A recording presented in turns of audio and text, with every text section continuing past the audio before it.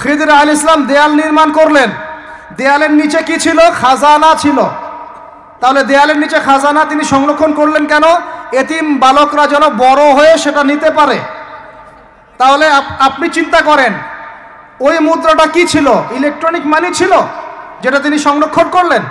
ওই মুদ্রাটা কি কাগজের মুদ্রা ছিল যেটা তিনি সংরক্ষণ করলেন? ওই মুদ্রাটাকে বিটকয়েন ছিল যেটা তিনি সংরক্ষণ করলেন? তিনি সংরক্ষণ করেছেন হয় গোল্ড কয়েন অথবা রূপার মুদ্রা। কারণ এটার মূল্য কমে যাবে না, এরা 20 বছর পর বড় হলেও বাবার ওই সম্পত্তি ফেরত পাবে। এইটা হলো ইসলামিক কারেন্সি, যেটা বিশ্ব থেকে উঠিয়ে দিয়েছে এই IMF, ওয়ার্ল্ড ব্যাংক আর ইউনাইটেড স্টেট এবং এদের যে চালাপালাগুলো সব। আমরা এই ব্যাস ওই সুর মিলাচ্ছি। ওরা কাগজের মুদ্রা দিয়ে সারা বিশ্বটাকে ডমিনেট করছে। তা আবার এখানে আরো ব্যাপার আছে, কাগজের সব মুদ্রা আবার এক মানের না। একগুলো হচ্ছে হার্ড কারেন্সি, মানে শক্তিশালী কারেন্সি।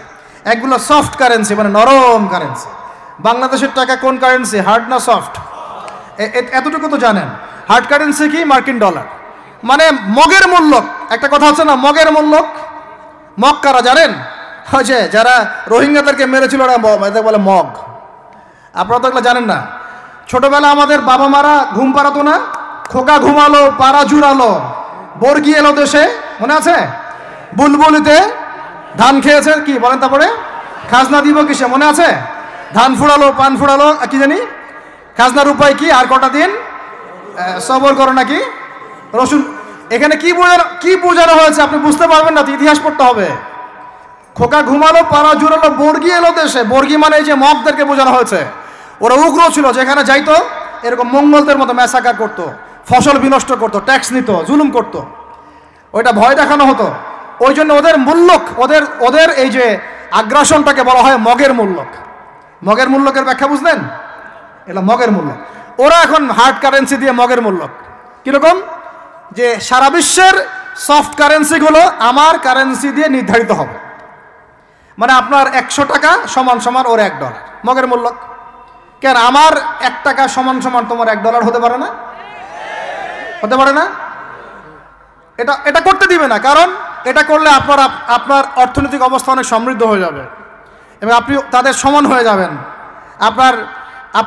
আপনি যে দামে তেল কিনবেন তাকেও সে দামে তেল কিনতে হবে।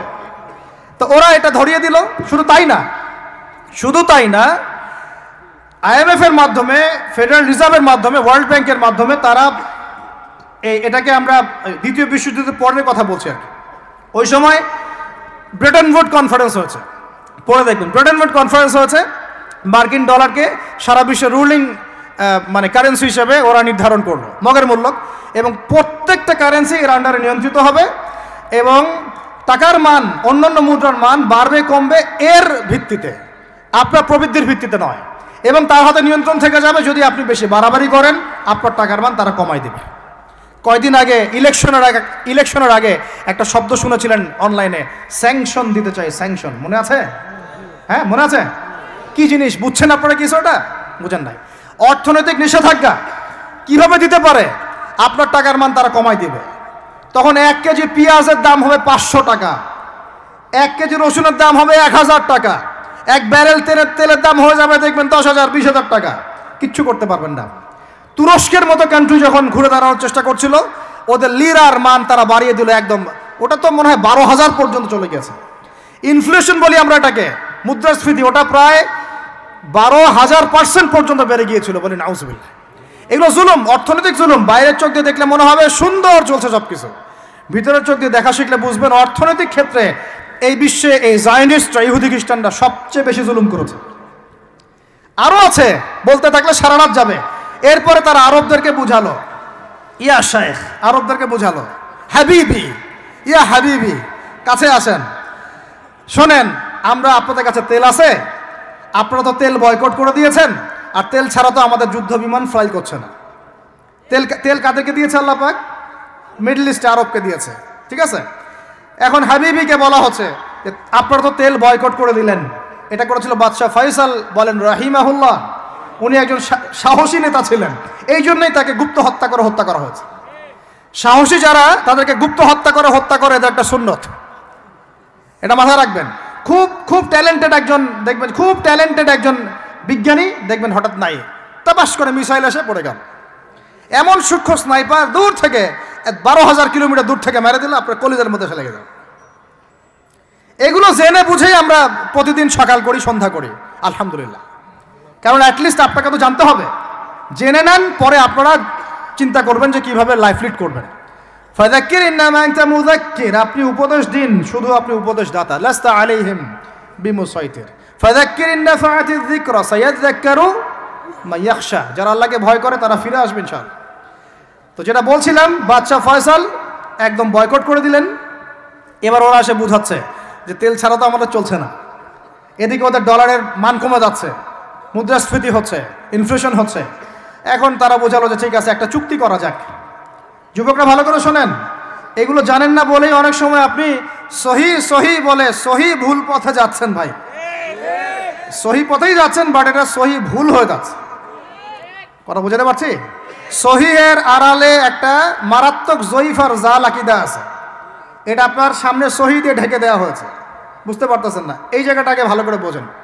যখন উম্মার সাথে কেউ গাদ্দারি করে তখন সে সহি থাকে না। উম্মতের সাথে কেউ যদি গাদ্দারি করে তখন সে কি থাকে না? সহি থাকে না। এখন আসেন, আমি ধর্মতাত্ত্বিক কথা বলছি আগে।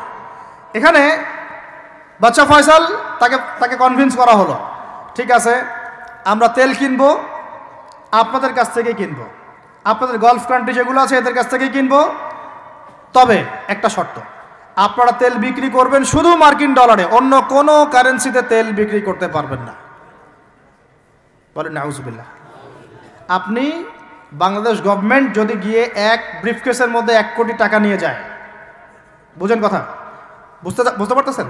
1 কোটি টাকা আমাদের টাকা নিয়ে গিয়ে যদি বলে শেখ হাবিবি আমাকে তেল দাও, ওরা বলবে তেল দিতে পারবো না, খালাস, কুল্লু খালাস, এখান থেকে বের হও। কথা বুঝতে পারেন নাই? 1 কোটি কি দিবেন?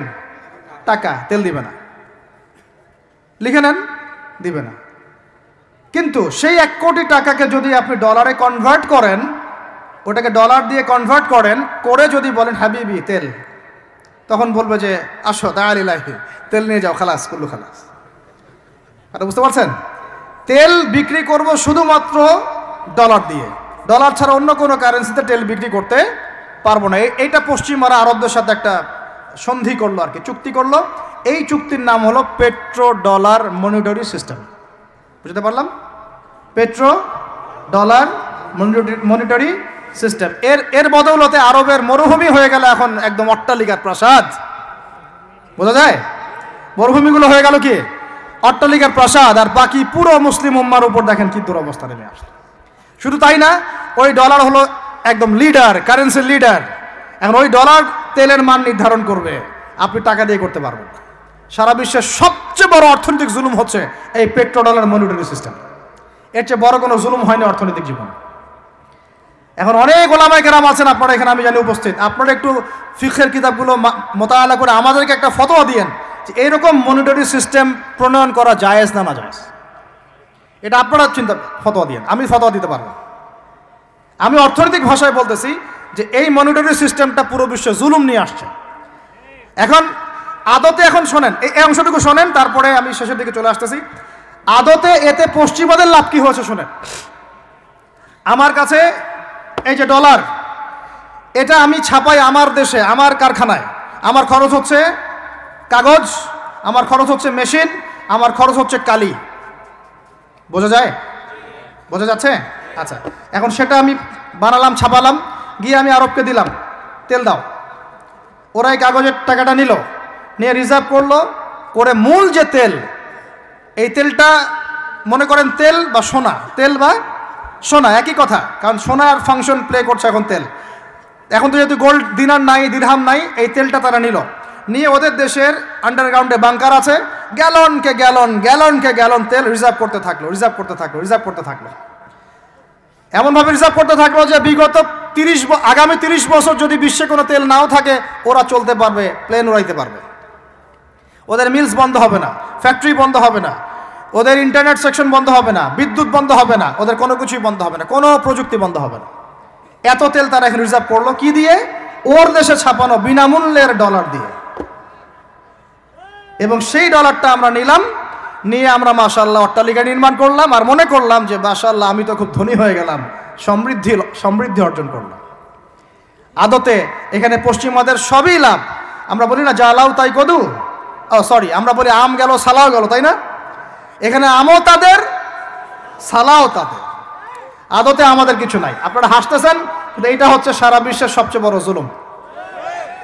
এখন আমরা তো থার্ড ওয়ার্ল্ডের কান্ট্রি, এটা হচ্ছে যারা বড় বড় ধনী রাষ্ট্র ওদের অবস্থা হচ্ছে এই।